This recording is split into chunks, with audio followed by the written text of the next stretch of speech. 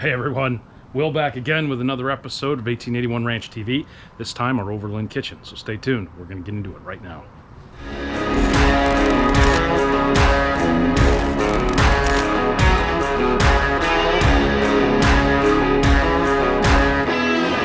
Hey everyone, welcome back to 1881 Ranch TV.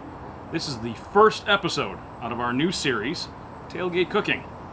During this series, we're going to be going over a lot of cool recipes, start to finish, all featuring our Overland kitchen. So that's what this video is actually centered up for. So if you haven't already, make sure to hit that subscribe button. Where is it? It should be like right here. And then make sure to leave us a comment if you have any questions, things like that. It also helps generate a little bit more traffic for us, which is good, and shows us that you're involved. We want to hear from you. Okay? So once again, this is our first episode from Tailgate Cooking. And we're going to walk you through our entire Overland kitchen setup. Most of the things that you're going to see are absolute. Like this is all the stuff, right? Outside of a few different little pieces and parts, but we're going to have different videos on those. So this is everything. So depending on what trip we're taking and where we're going, we're actually going to thin this down or add a little bit more to it, depending on how many people are in the convoy, how many people I'm cooking for, and that sort of thing. We'll be using that tank right there, that little 5-pound tank that typically goes for about a week worth of heavy-duty cooking. So you don't have to worry about that. Make sure to check out part 1 of the Overland build. Part 2 should be up by the time you're watching this. And if you guys have any other questions, make sure to hit them up in the comment section below. Other than that, you can always reach us at membership@1881 Ranch. And let's jump into this. Okay, so table, very important. Whether you're tailgating at a ball game or off-roading, maybe overlanding or anything like that. To me, this is probably one of the most crucial parts of the kitchen because everyone hangs around the kitchen. So if you know anything about having parties at the house, wherever, everyone winds up in the kitchen. So if they're going to wind up in the kitchen, we're all going to be putting things on the table, and we shouldn't have a rickety table. We should have something that's nice and solid, right? So this is more of a food service type table that I featured in part 2 of the Overland build. That actually gets stored right up here on the roof rack. Okay, legs fold in. I've got some extensions on there. I'll shoot some pictures of those and put them up later as well. But now we've got this at countertop height where we can actually work. Rather than having a normal table, which is down here, so you're always hunched over. That gets a little tiring. Especially if we're going to be running a lot of video production, or maybe we're out on the range, or who knows where we're at, right? It's always nice to have like a bar table where everybody can pony up to. We can extend the legs with just some simple pipe extensions, and also we can put, because it's stainless steel or metal, we can put a cooking apparatus up here so we can cook right off the top of this if we needed to. Also, we've got a wonderful new product coming in. We're going to be doing the seasoning video and stuff like that, so don't miss that one. That's on the flat pit. Really cool. We're going to have we're doing Wagyu beef skewers, live fire, caveman style, right on the coals of our new flat pit. So that'll be really cool, so watch for that. The next piece of equipment you're going to see that's probably, crucial to what I do is an actual field kitchen. Now, this is made by Cons Outdoors, and it's birch and aluminum press. Come on back here, I'll show you a little bit more about it. So this guy opens up, and typically I'll have our griddle top inside here as well as both chopping blocks. So one chopping block goes like that, and it's just sheer luck, guys, that actually fits in there. But sometimes you get lucky, right? These guys are side extensions. I'll show you that in a second. But this would go in here. So side extensions go on top of it. Done. Lid closes, and we're gone. We're moving along. So I wanted to show you how everything is kind of stored in here real quick. All right, so we have our griddle top for making pancakes, fried eggs. If it's all we're doing is breakfast, that's a pretty simple maneuver. Like I said, these are side shelves, so these will come out. Simply just hook right on the side there. So now we can put a pot, a pan, dishes, maybe our cocktail there while we're making dinner, that type of thing. We reach in, bang. And now everything is here that I really need, meat and potatoes, of getting dinner made, maybe a nice breakfast. And this can also set up as a complete expedition kitchen, right? So let's say we pull out a 10 by 10 folding tent, anchor it to the ground, and we can place all of this stuff inside the tent. So if we're hunting for, let's say, 7-8 days, we can actually set up our kitchen with our tent and our base camp and then work out from there to different locations. Not ultralight camping or ultralight hunting by any means, but it is definitely fun to come back to a nice cocktail, maybe a glass of wine by the fire, and have some roasted potatoes, some nice grilled chicken breasts, or maybe some game meats and things like that. So up in here, I just keep a couple little scrubbies. I kind of keep them up top for one particular reason, is I don't want to lose these, right? So I've had to replace them several times. This is made by GSI. That one's by MSR. So we've got a little bit of a scraper in a couple different ways and a nice stiff bristle brush. This is set up more for our cast iron and things like that. And I just had to replace all these recently, so that's why they look kind of new. I leave them sitting up here so I always know that they're there. And then from there, let's get into our Cook Partner stove. So the Cook Partner stove is an expedition product.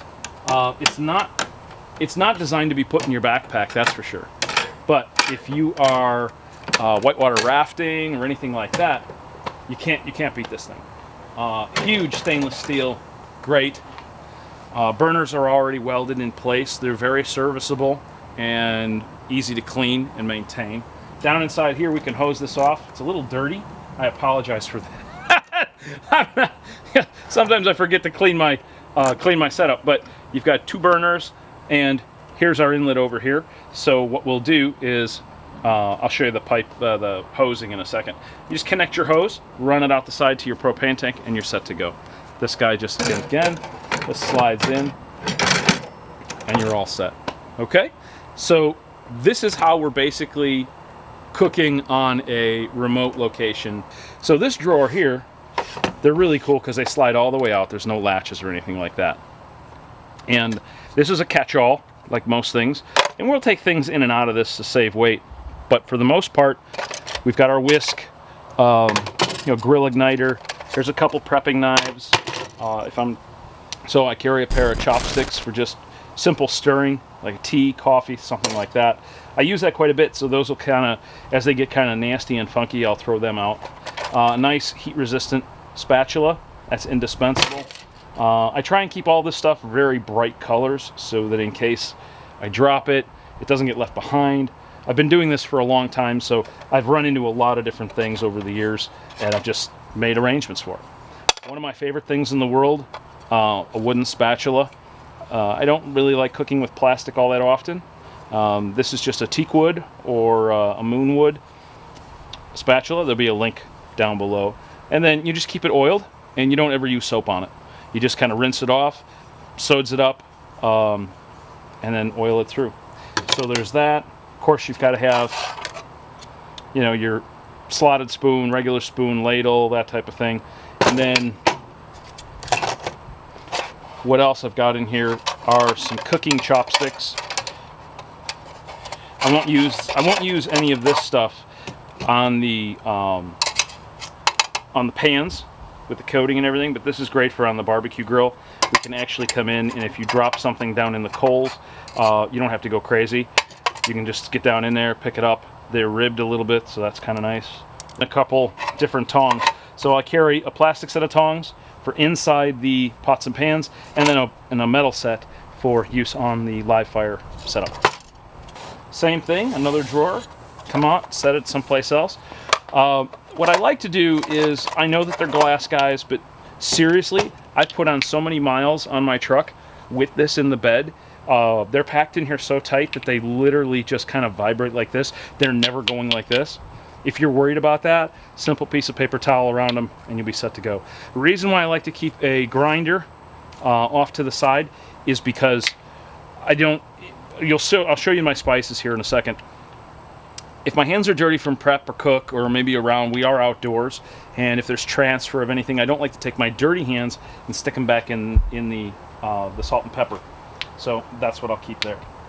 So I'll always have one of those, and these things go away. They disappear all the time. So I keep a corkscrew, a real can opener. Look, guys, we've got an Overland rig, right? So when we leave, this is what we're doing. We're going out, we're camping, we're true overlanding, where we're actually making a very nice meal. So a lot of this stuff is, you know, kind of overkill as far as weight goes, but I like to have a real piece of utensil or a real piece of equipment with me. Stoves. This is cool. This is from Snow Peak. This is way expensive and silly, but this is a blowtorch for starting our fires and things like that. So this is kind of one of those luxury items that I threw in here. Once again, more chopsticks. I like eating with chopsticks. They're simple. I can throw them in the fire and they're cleaned up. They're gone. It's renewable. It's not plastic. I keep a second lighter in here in a separate drawer. So there's a lighter in here and a lighter in here. They walk. You leave them behind. People grab them. They use them for their cigarettes. The next thing you know, it's gone, and you're having a hard time lighting your grill. Then I keep a four set of utensils, knife, fork, and spoon in there, and that's basically it. That's if I go back here, pull this out. This is a plastic shoebox that I found some years ago that actually fits in here really nice. It's a standard size shoebox. You can get it in almost any, you know, houseware store. The rest of this stuff you'll probably have to go looking for. But because of what I do and how I cook, I've got a lot of different things in here, and it's always ready to go. These were just cleaned. They were getting a little old, so I had to switch everything out. But these are all from Nalgene, so they're really nice. I know they're plastic, but there's not much we can do with that. We could pack glass, but then again, we have to individually wrap and all that other stuff. So have to make do with what you can actually use field expediently. So these guys will be filled with all sorts of things, from sesame oil, vegetable oil. Typically, these here will hold liquids that we don't really need a lot of. So sesame oil, you just use a little bit, and it goes a long way just for some flavor. Another one will be teriyaki, something like that. Just some simple cooking spices and things like that, liquids or reductions, syrups maybe. This stuff will actually get filled up, and then we'll go stick it in the cooler. We could use glass, but at the end of the day, we could be using glass, but at the end of the day, you'd have to wrap each one of these things in some sort of styrofoam or something like that to keep them from rattling around, because they'd be kind of a thin piece of glass. So you don't want to do that. They'll crack in here and stuff like that, especially if you take them and throw them in your cooler. They're bouncing around with other glass items or a beer can or a beer bottle, that type of thing. Maybe a bottle of wine. So we choose to go with plastic on this. I try and stay away from that stuff as much as I can, just because of the, you know, the chemicals and stuff. But come on back in. These guys here will just have some drizzle spouts on them, and I just kind of, they're all pretty much interchangeable. So some of this stuff will come out, other stuff will go in, and we're going to have a whole episode on how we actually pack these guys up and what we put in our cooler. Okay, now these are really cool. Why don't I take this out? Meet me over here at the table. This is kind of slick. Come on in here. Let me show you what this is. So I label these so that I know kind of what's in there, because sometimes some of these will look alike, but they'll be different flavors. So these are from Lockups, and they're really cool. They actually twist apart like this. So when I need salt and pepper, I can come in here like so, and I can grab all that. Oh, I got a little messy when I filled that up. And this is a salt and pepper mix that I make. Red pepper, black pepper, crushed, fine, you know, coarse ground, medium ground, fine ground, and then sea salt and Himalayan salt. So that's my salt and pepper mix. And then of course a Japanese mix. This is furikake or furikake. This one happens to be a bonito, sesame, and seaweed mix. This over rice or over the top of a piece of fish at the last second, you know, like a finishing sprinkle. Wow! Boom! And then once again, they just simply go together, twist lock, and now we can fit them back inside. Seasoned salt. This is just your regular old Lowry seasoning salt. You can dress it up any way you want, but this is kind of what we carry as a general pack out. Okay, so you guys can take this and start running with it. Old Bay, some smoked paprika. I won't carry regular paprika because I really like the smoked flavor and aspect. Rosemary and thyme mix.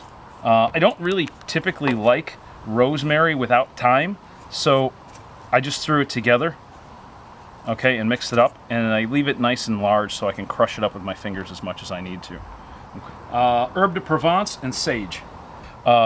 If you were to take just like a regular piece of pork and put some sage over the top of it at the last second, pan sear it, just that last little bit, or some hot butter over the top, bam, wakes everything up like crazy. I really enjoy cooking. And so for me to go out on a trip, road trip, expedition, hunting, or anything like that, this is my time to actually eat what I like to eat instead of listening to my rats. Oregano, basil. This is a Montreal steak seasoning and a barbecue seasoning. These are just regular off the shelves. So you can make your own barbecue seasoning, of course, your own Montreal, but I find it's just easier to do this because with a pinch of this, it's a little more sweet. That could end up, on chicken or anything like that, on skewers. Of course, you got to have some ground onion and powdered garlic, not ground garlic. You've got to have powdered garlic, so that kind of emulsifies a little bit better with everything else. And then adobo with cumin in it, just because adobo without cumin is just like chicken salt to me. It's kind of eh. And this is the other really cool one, is Mrs. Dash. So Mrs. Dash with no salt, and this is just ground up vegetables. So for seasoning a small batch of soup or any type of like stir fry vegetable, I'll always put some of that in there. So the other thing that I'll always bring is at least 1, 2, or maybe 3 bottles of hot sauce. So depending on what people's flavors are, if I want a green sauce or like a smoky sauce, something like that, I'll always carry those. But this then I keep as my seasoning and my base mix for ramen and soup. Oh, box of toothpicks. I find some creative spots to stick most of this stuff, so that'll fit in there. I've got some bouillon cubes in here. That's probably, what is this guy here? All right, that's beef. The other one's got to be vegetable. There's this vegetable, that type of thing. I'll carry little packets of soy sauce just in case we leave without it. And then again, this is Japanese seasonings. I really like this. This is just a bunch of different flavors. There's a green and a red in here. One's a vegetable base, and the red happens to be a fish base. So that's what I'll keep in here. And that sets out my entire seasoning mix. So I can take this in and out. So if we wanted to get a little bit more creative and we didn't want to take our big field kitchen, but I still wanted to be able to dress everything up from an MRE to like a backpacker's kitchen or something, or pantry, I can take this box, throw it in the bed of the truck, and away I'm going. Let's get into the really cool section, and that's all the pots and pans. Now, I went a little heavy this year. This is how I'll usually carry vegetable oil or avocado oil or something like that. So, kind of crush proof. I can leave this in here, and this will be the majority of our cooking oil, like that. So, I went a little heavy this year, and I've got something brandy new, and they fit in here they kind of wedge in here a little bit. But these are brand new pots from Calphalon, pots and pans, and they're a nesting product that fits together. Now they're very bulky and they're very heavy for this application. But what's nice about it is because this burner from Cook Partner is so hot that having a little bit heavier duty pan that's heat resistant to I think 450, it's perfect. And it's a non-stick surface, nice big insulated handle. I don't have to worry about burning my hands and things like that. The other thing is that they say that these are metal utensil safe. I'm not sure I believe them, or I would not really want to do it, but if you get creative in how you pack these things, they're going to last, and you've got a solid pan. So this is basically what I'll pack out all the time. I could take 1 or 2 and leave the rest at home. So most of this stuff is all convertible, so we don't have to really worry about that. What size is this? It's a 3-quart? Yeah, 3.5 quart pot. I find that this is probably a really good size for everything. And then a 2-quart saucier, 2.5 quart, and then a small egg pan. So I've got a small fry pan here, and I'm just using some pieces of rubber, guys, just to insulate them a little bit more from rattles, shakes, and things like that. Okay, nice little trick for you. This guy will go back down in here, and we'll drop in our 3.5 quart. And here, like, look at this. There's hardly any rattle and shake in that. So I'm just trying these out. So these are actually going to be the new pots and pans that I'm featuring in all of the new videos coming forward. If I like them, they'll stay. If they don't, well, hey, they'll go up on the internet, and I say bye-bye, and I'll go back to my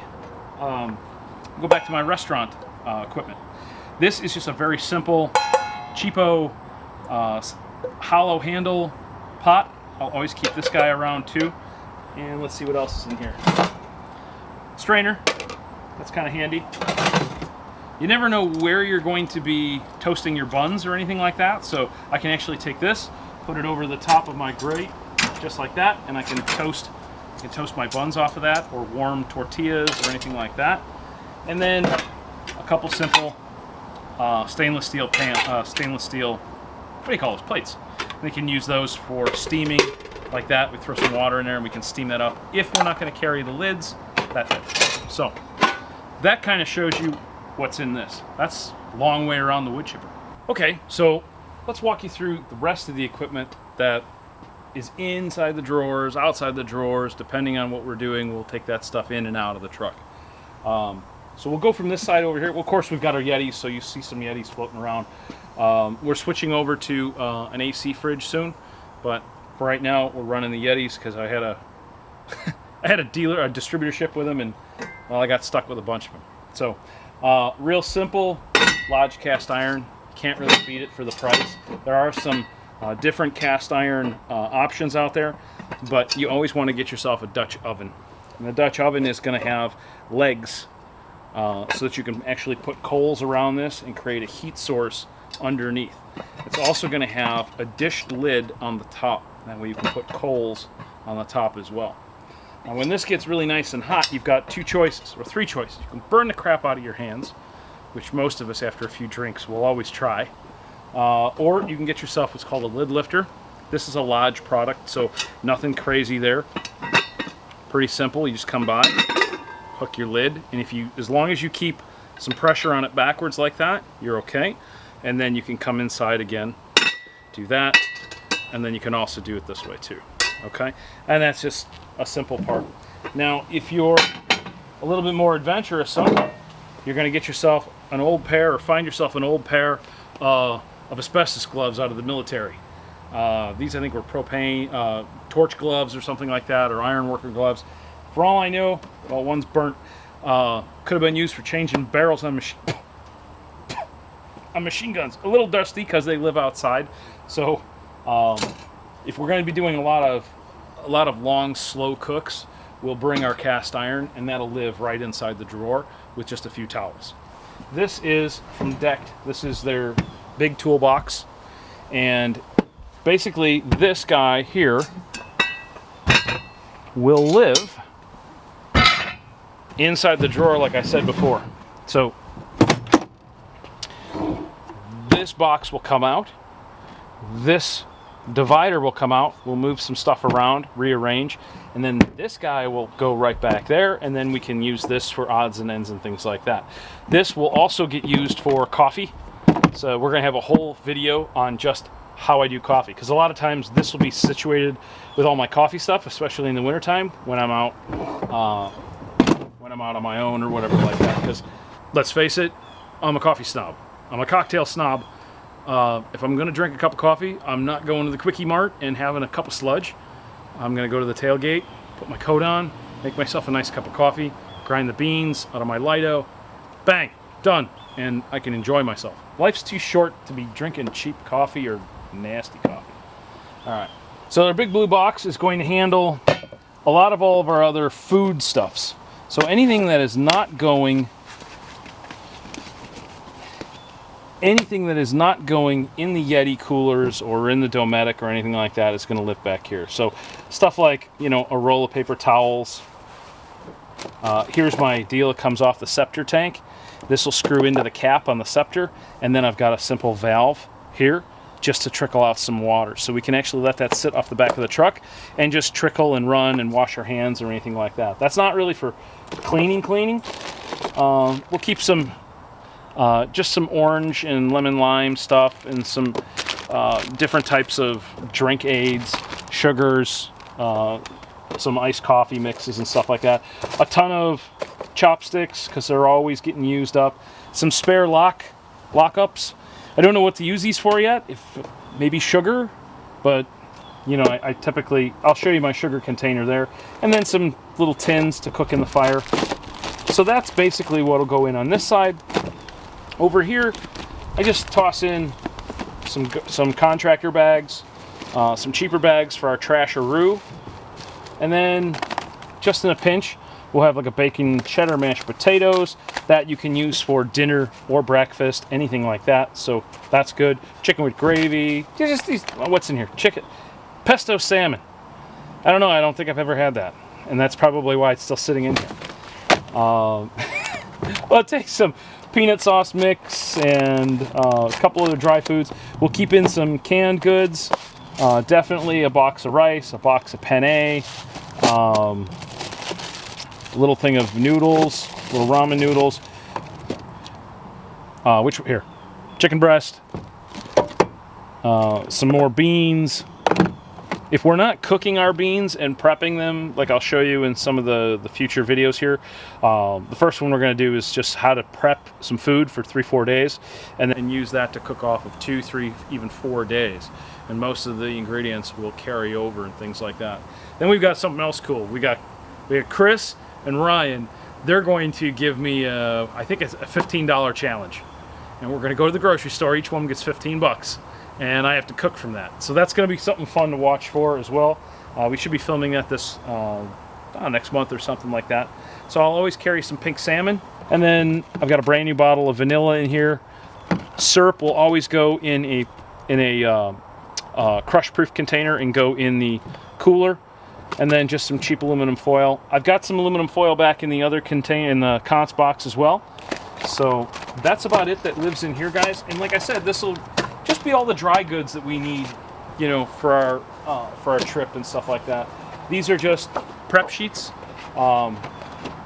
stuff like that. So if I could put this on top of my chopping block and prep my chicken or something like that, pick this up, set it off to the side, and I still have a clean prep surface or chopping surface.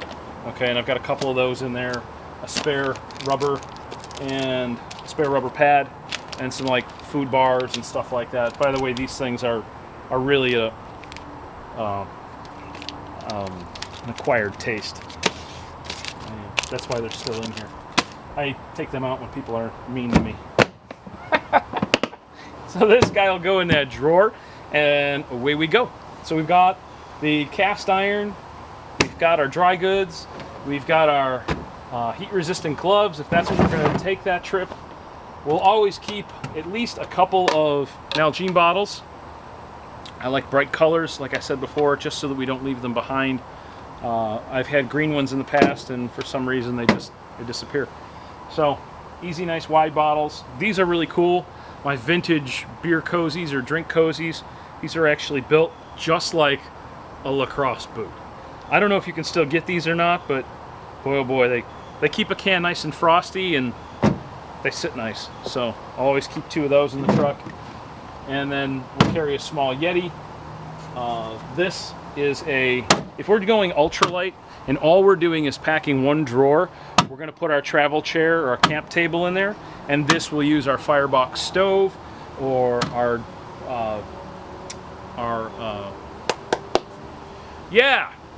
jet boil. Something like that will go on here. This guy is really kind of cool. They fold up, so that'll actually fit in the drawer as well. And then, look at this. All right, so all I needed to do was come up to the front of the cab and take this part off my dashboard. And I put it on this ram mount, which lives back down here.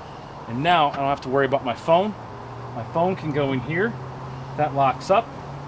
I don't have to worry about being in my pocket. No smashed screens or anything like that.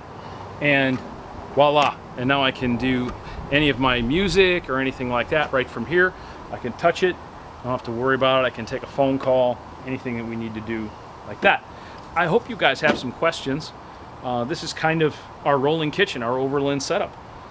Like I said, things will come in and out of this from time to time, and it's worked out really well. So the basic principle behind this hasn't changed for almost 15 years. We've always had a really nice set of stainless steel tables. I've upgraded to something a little more substantial. It's a little higher up off the ground. Our conch box has done quite a bit of service over the last, I don't know, since 2007. It's been out on the field, and it's doing great. We take good care of our stuff, though, so that kind of have to plan ahead. If you're going to be doing a lot of rock crawling and bouncing around, you probably don't want to take that. It is for all just wood and light birch and pressed aluminum. Other than that, our deck boxes are going to do our thing. Yeah, man, if that's about all I got for you guys today. Our next episode is probably going to be on some breakfast burritos and things like that. Real field expedient, high flavor, high impact, lovely. And we've got another one coming up, like I said, on the flat pit. Make sure to follow us on Instagram, Facebook, and Twitter if you don't already. All that stuff is up there as well, along with some special events and where we're going to be from time to time. Let's see, what else? That's about it. I'm going to get back to my gin and tonic. I'll see you guys later.